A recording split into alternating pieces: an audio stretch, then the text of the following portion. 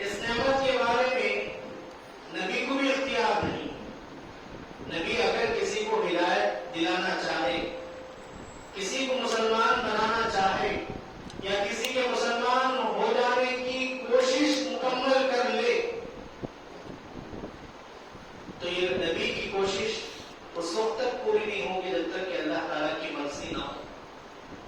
ہمیں سے ہر کوئی جانتا ہے اللہ کے رسول کے چچا ابو طالب کتنی مدد کی انہوں نے، اسلام کے لیے کتنا مضبوط بازو بن کر رہے، اور اللہ کے رسول صلی اللہ علیہ وسلم کی پوری کوشش تھی کہ وہ مسلمان ہو جائیں.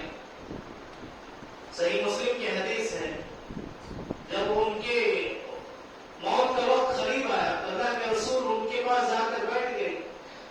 بیٹھ کر اللہ کے رسول نے کہا کہ چچا بس آپ کلمہ پڑھ لیں، میں اللہ تعالیٰ کے پاس آپ کے لیے گواہ بن جاؤں گا، آپ کے لیے میں سفارشی بن جاؤں گا. بس آپ کلمہ شہادت اشہد ان لا الہ الا اللہ واشہد ان محمد رسول اللہ پڑھ لیں. لیکن نبی ہزار چاہ رہا ہے، کوشش کر رہا ہے، لیکن ان کی موت کفر کی حالت میں ہوتی ہے. وہ یہ کلمہ اپنی زبان سے ادا نہیں کرتے، اور اس کا نبی اکرم صلی اللہ علیہ وسلم کو بہت زیادہ افسوس تھا. تو اللہ تعالیٰ فوری آیت نازل کرتا ہے، اِنَّكَ لَا تَهْدِي مَنْ أَحْبَبْتَ وَلَكِنَّ اللَّهَ يَهْدِي مَن يَشَاءُ. اے محمد، تم ہمارے چہیتے ہو، تم جو ہے افضل البشر ہو، تمہارا مقام انبیاء میں سب سے اونچا ہے. یہ سب کچھ ہونے کے باوجود بھی اسلام کے معاملے میں، دین حق کو قبول کرنے کے معاملے میں تمہارا کوئی اختیار نہیں. اِنَّكَ لَا تَهْدِي مَنْ أَحْبَبْتَ، بالکل صاف انداز میں کہہ دیا گیا ہے محمد، جسے تم اسلام، جس کے لیے تم اسلام کو چاہتے ہو، یا پھر جس کے بارے میں تمہاری خواہش ہے کہ فلاں مسلمان ہو جائے، یہ تمہاری مرضی کے مطابق نہیں ہونے والا ہے. تو کس کی مرضی کے مطابق ہوگا؟ یہ دین کس کی مرضی سے ملے گا؟ کسے ملے گا؟ اللہ تعالیٰ نے صاف کہا وَلَكِنَّ اللَّهَ يَهْدِي مَن يَشَاءُ. اللہ تعالیٰ کی مرضی جس کے ساتھ ہوگی، اللہ تعالیٰ جسے دین اسلام نصیب کرنا چاہے گا تو اسے یہ دین ملے گا.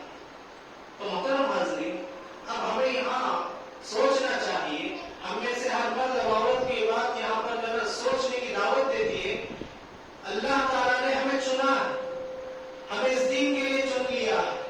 جو دین نبی کے چچا کو نصیب نہیں ہوا، وہ دین ہمیں ملا ہے.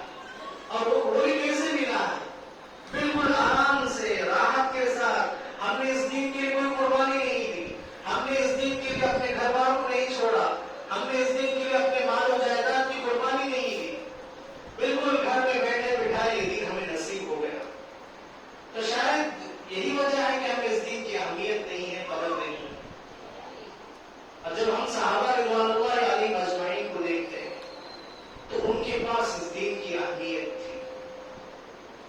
کیوں؟ کیونکہ انہیں معلوم تھا کہ یہ دنیا 4 دن کی، اور یہاں پر آدمی جیسا بھی رہے، خوشحال رہے، بالکل آرام کی زندگی ہو یا پھر تنگی کی زندگی، مصیبت والی زندگی ہو، جو بھی زندگی ہے وہ گزر جانے والی. کیوں؟ کیونکہ یہ دنیا خود ختم ہونے والی ہے، تو پھر یہاں پیدا ہونے والی کوئی چیز باقی رہنے والی نہیں. تو اس حوالے سے ان کے پاس اس دین کی اہمیت تھی، اس دین کا مقام و مرتبہ تھا. تو اسی لیے دین کی ہر بات کو اہمیت سے سنتے، اس پر عمل کرتے اور اپنے آپ کو جنت کا مستحق بنانے کی کوشش کرتے. تو محترم حاضرین، یہ کچھ تمہیدی باتیں تھیں. تمہیدی باتوں کا مطلب یعنی ہمارے وجود، یعنی ہمیں جو زندگی ملی، یہی زندگی کا مقصد ہے کہ ہم اللہ تعالیٰ کی بندگی کریں. اور اللہ تعالیٰ نے قرآن مجید میں کئی مقامات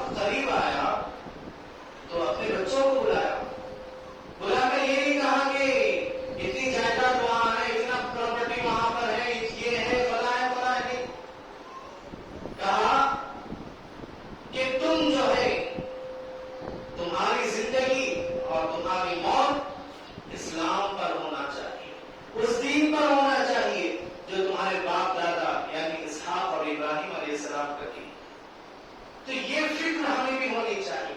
دنیا جو ہمارے لیے لکھا گیا ہے، ہمارے نصیب میں جتنا لکھا گیا ہے، ہم نہ بھی چاہیں تو وہ دنیا ہمیں مل کر ہی رہے گی.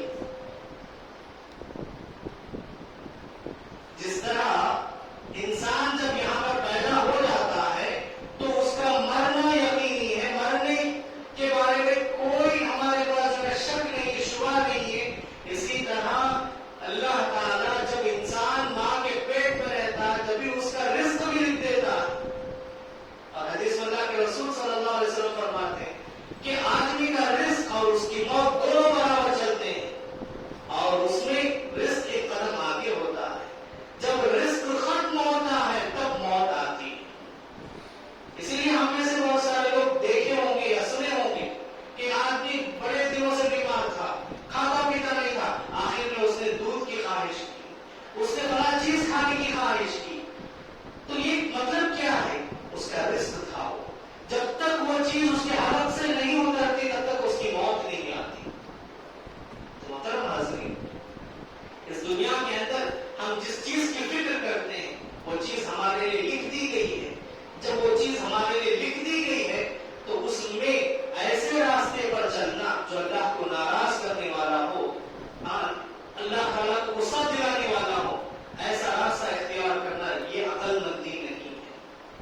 تو محترم حاضرین، تو پھر ہمیں کس بات کی فکر کرنی چاہیے؟ اپنے دین کی فکر کرنی چاہیے، اپنے اولاد کے دین کی فکر کرنی چاہیے.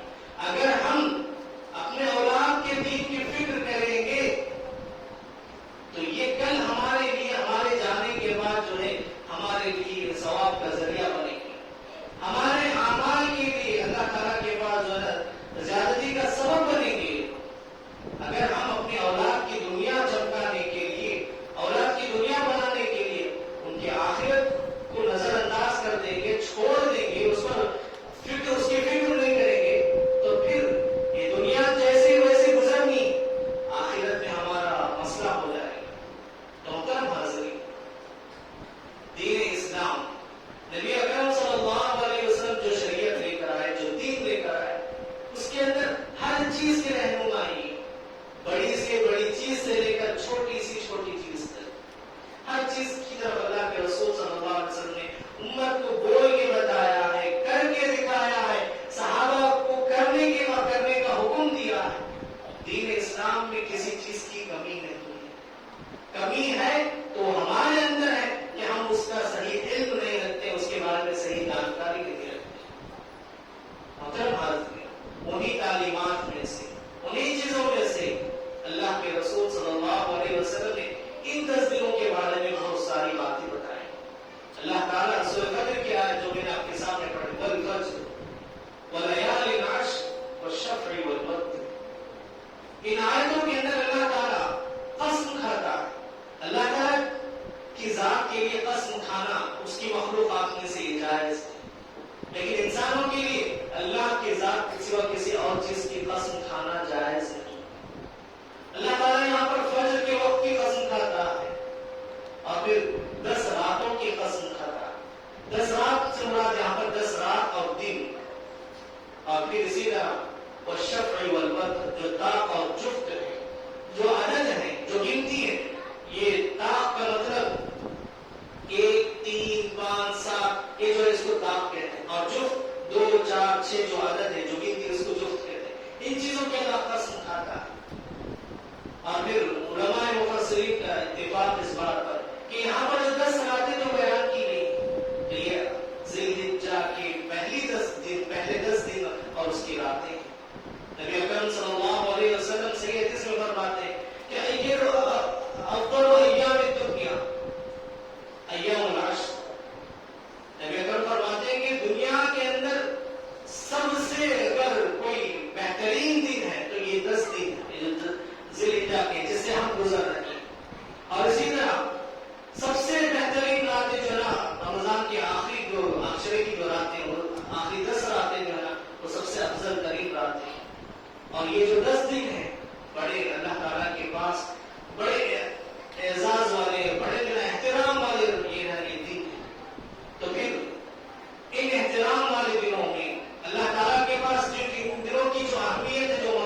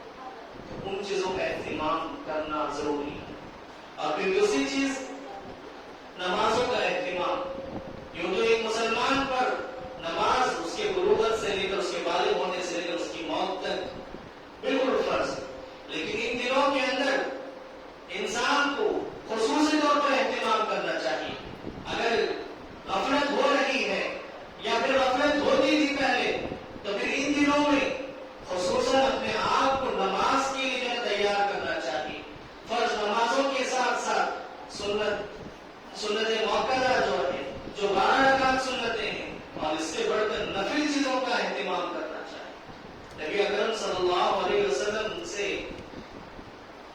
ایک صحابی سے اللہ کے رسول نے پوچھا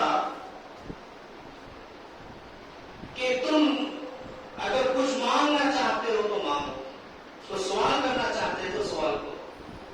تو دیکھیے صحابہ بھی کیسی تربیت پائے تھے، تو انہوں نے یہ نہیں کہا کہ اللہ کے رسول کا جو سوال تھا اس کے جواب میں وہ کچھ بھی مانگتے تو اللہ کے رسول ان کے لیے دعا کر دیتے تھے کہ اللہ کے رسول مجھے جو ہے نا فلاں کی جگہ چاہیے، فلاں میں اس میں فلاں فلاں جو چاہتے ہیں اللہ کے رسول کے لیے جائز ان کی جو خواہش ہوتی ہے اس کو پوری کرتے تھے۔ تو صحابی موقع کا صحیح فائدہ اٹھاتے ہیں۔ اللہ کے رسول نے پوچھا کہ کیا مانگتے ہو مانگو، میں تمہارے لیے دعا کرنے کے لیے تیار ہوں۔ تو صحابی جو ہے ایک لحظہ دیر کے بعد انہوں نے کہا اللہ کے رسول جنت میں آپ کے ساتھ رہنا چاہتا ہوں، جنت میں آپ کی مرافقت آپ کے ساتھ رہنا چاہتا ہوں، یہ میری خواہش ہے۔ کیوں؟ کیونکہ دنیا میں ہم آپ کے ساتھ ہیں، ابھی اللہ تعالیٰ نے آپ کے ساتھ ہمیں رہنے کا موقع دیا ہے، کل قیامت کے دن آپ کا مقام کہاں ہوگا اور ہم کہاں ہوں گے؟ صحابی کہتے ہیں کہ آپ کا مقام اتنا اونچا ہوگا، اتنا آپ کو بڑا اعزاز حاصل ہوگا کہ ہم آپ کے قریب بھی نہیں جا سکتے، دنیا میں تو ہم آپ کے قریب ہیں۔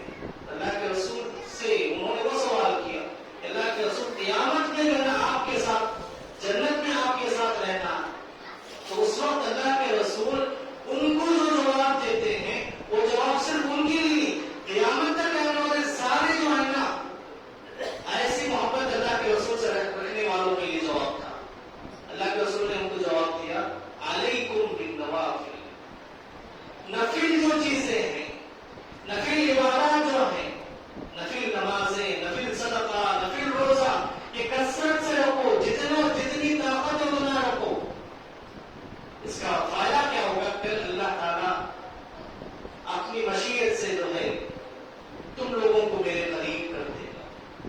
تو محترم حاضرین، ان دنوں کے اندر کثرت سے جو نفلوں کا اہتمام کرنا چاہیے، نمازوں کی شکل میں ہو، صدقہ و خیرات کی شکل میں ہو، اسی طرح روزوں کی شکل میں ہو، اور ان ایام کے اندر خصوصاً خواتین کے لیے بھی بہت اچھا بڑا موقع ہے، ان کے جو فرض روزے چھوٹ چکے ہیں اب وہ ان ایام میں اپنی قضا کر سکتے ہیں، اور اللہ تعالیٰ کے پاس جو اپنی قضا کے ساتھ ساتھ اور اچھا بدلہ جو ہے ان کو مل سکتا ہے۔ محترم حاضرین، اللہ کے رسول صلی اللہ علیہ وسلم ان 10 دنوں کے بارے میں صحابہ رضوان اللہ علیہم اجمعین بہت ابھارا کرتے ہیں۔ آج ہمارے پاس ان 10 دنوں کی زیادہ اہمیت نہیں، جس طرح ہمارے پاس رمضان کے آخری عشرے کی اہمیت ہوتی ہے، اس طرح جو ہے ان دنوں کی اہمیت ہمارے پاس نہیں ہوتی، لیکن جس طرح ان 10 راتوں کی اہمیت ہے اس سے زیادہ جو ہے ان 10 دنوں کی اہمیت اللہ کے رسول صلی اللہ علیہ وسلم نے بتایا۔ تو ان 10 دنوں کے اندر ہمیں اللہ تعالیٰ کا ذکر کرنا، اللہ تعالیٰ سے جس طرح قریب ہونے کی کیفیت اللہ کے رسول نے بتائے ہیں، تو اس طریقے سے جو صورتیں بتائی گئی ہیں ان تمام صورتوں میں سے ہم جو کر سکتے ہیں تو کیا کرنا ہے، ایسے اعمال کر کے ہم اللہ تعالیٰ کے قریب ہونا۔ اور اسی طرح دیکھیے، ہم جب اللہ تعالیٰ سے قریب ہونے کی بات کہتے ہیں یا سنتے ہیں تو ہمارے ذہنوں میں صرف کیا ہوتا ہے کہ ہم مسجد میں آ گئے، ہم نمازیں پڑھ لیے تو ہم سمجھتے ہیں کہ ہم اللہ تعالیٰ کے قریب ہو گئے، اللہ تعالیٰ کے جو ہے چہیتے بن گئے۔ تو محترم حاضرین، صرف نمازوں سے کوئی قریب نہیں ہوتا، اللہ تعالیٰ جس طرح نمازوں سے اپنے بندے کو اپنے سے قریب کرتا ہے، اس سے کہیں زیادہ بندہ بندوں کے ساتھ کیسا سلوک کرتا ہے، جسے حقوق العباد کہتے ہیں۔ میں جو ہے نمازی ہوں، پہلے سب کا مصلی ہوں، میرے ماں باپ کے ساتھ تعلقات اچھے نہیں ہیں، میرے بھائی بہنوں کے ساتھ تعلقات اچھے نہیں ہیں، میرے پڑوسیوں کے ساتھ تعلقات اچھے نہیں ہیں، میرے رشتے داروں کے ساتھ تعلقات اچھے نہیں ہیں، تو پھر میرے اعمال بھی قبول نہیں ہوں گے۔